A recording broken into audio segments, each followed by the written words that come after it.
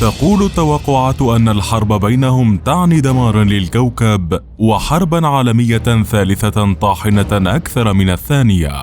قوتان من الأكثر رعبا بالعالم، مع خزان بشري مخيف قادر على احتلال دول ومسح أخرى من على الخارطة، أسلحة متطورة، صواريخ ثقيلة، نووي وتقنيات حديثة. إنه الصراع الأقوى في هذه السلسلة، والأرقام الأكثر رعباً أيضاً. حربهم بدأت قبل سنوات، لكنها إلى الآن باردة دون أسلحة، اقتصادية وسياسية ومعلوماتية، تنذر بحرب قد تغير كل الحسابات. الولايات المتحدة والصين، صراع الجيوش الحقيقي. واشنطن تواجه بكين في مقارنة عسكرية مرعبة. تابع واحفظ الأرقام بشكل دقيق.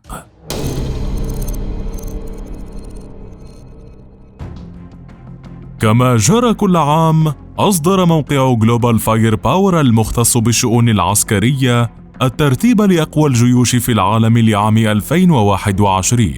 ورغم تغير ترتيب الكثير من الجيوش، إلا أن واشنطن وبكين حافظا على ترتيبهما المعتاد، ولم يتغير أي شيء بالنسبة لهما على عكس بقية الجيوش.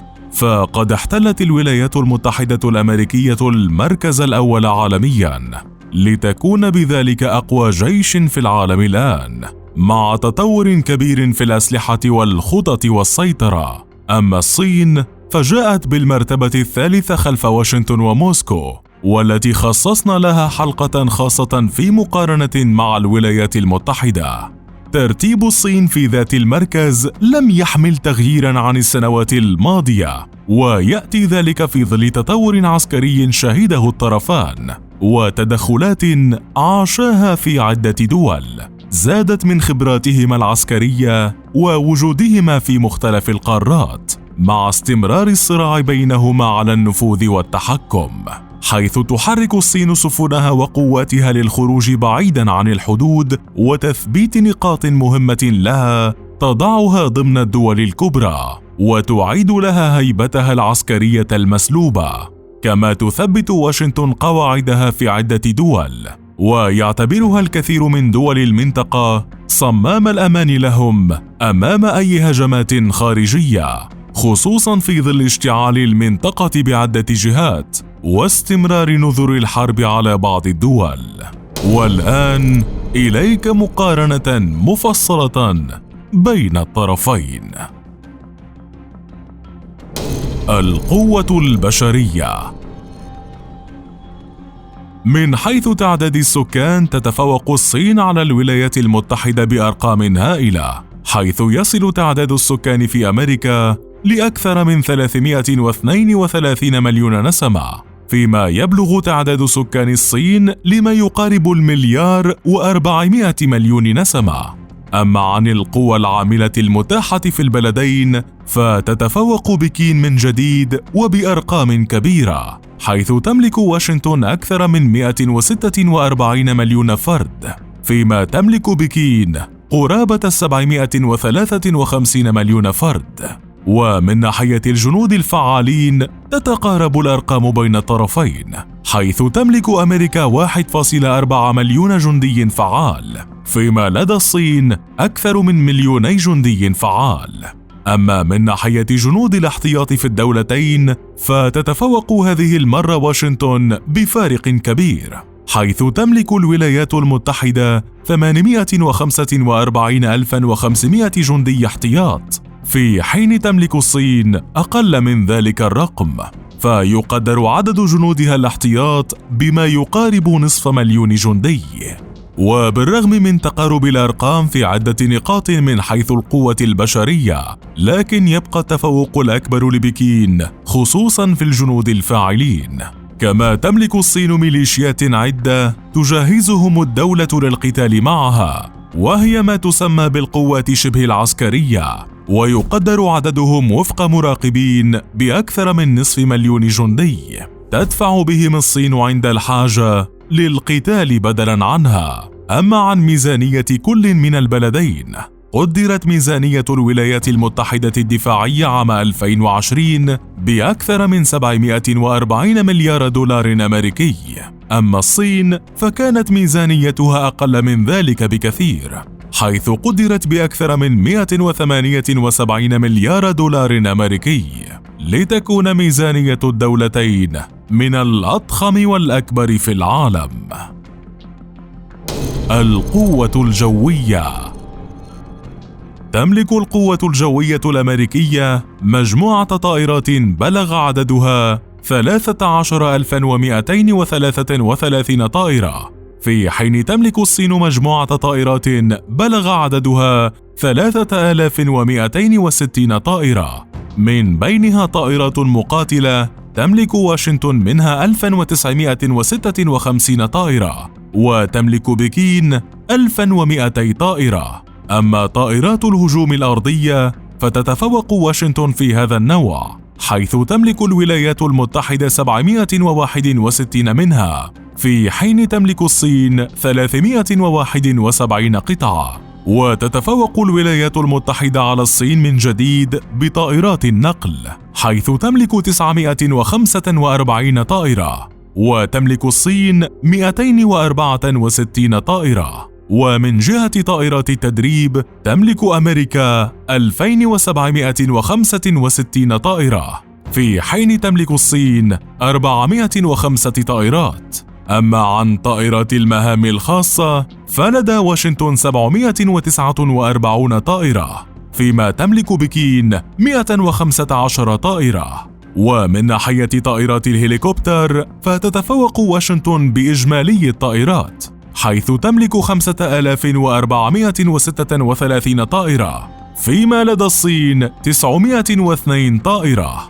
ويضاف لذلك طائرات الهليكوبتر الهجومية، حيث لدى أمريكا 904 طائرات، ولدى الصين 327 طائرة، ليظهر بذلك التفوق الأمريكي بسلاح الجو ككل، فيما يستمر الطرفان بتطوير ذلك السلاح بالذات، حيث تملك واشنطن طائرتها الحديثة F-35، وتملك الصين طائرات طورتها بنفسها مثل طائرات شبح، والتي تسعى في ذات الوقت لتصديرها للخارج، لتنافس واشنطن في صناعة الأسلحة وبيعها حول العالم، وتعمل على الاكتفاء ذاتياً وتطوير قدراتها الجوية أكثر.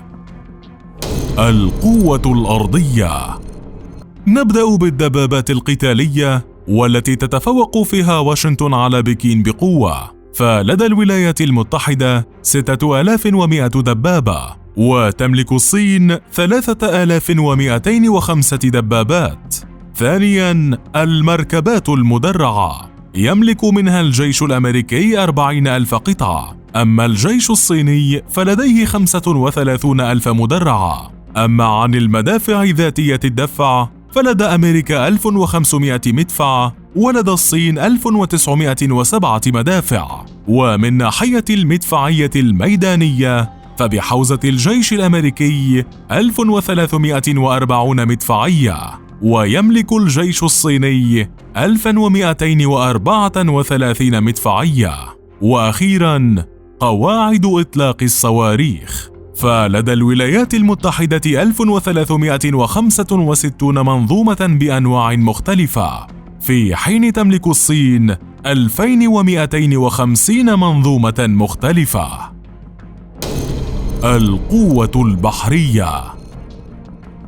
لدى الدولتان أسطول بحري من الأقوى في العالم، ويتمتعان بأسلحة نوعية ومميزة مثل الغواصات والمدمرات، حيث تملك الولايات المتحدة 490 قطعة بحرية، في حين تملك الصين 777 قطعة بحرية.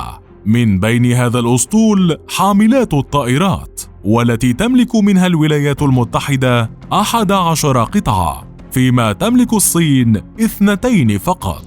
ومن ناحية الغواصات فلدى الولايات المتحدة 68 غواصة، في حين تملك الصين 79 غواصة.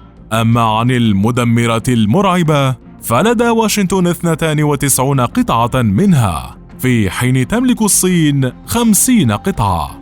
ومن جهة الفرقاطات فتفتقد واشنطن لذلك النوع من السفن، فيما تملك الصين 46 فرقاطة. ومن ناحية السفن القتالية تملك واشنطن 21 قطعة، في حين تملك الصين 72 قطعة. يضاف للأسطول الزوارق الدورية التي لدى أمريكا 13 منها، ولدى الصين 123 سفينة، بالإضافة للسفن المضادة للألغام والتي تملك واشنطن 8 سفن منها، ولدى بكين 36 سفينة.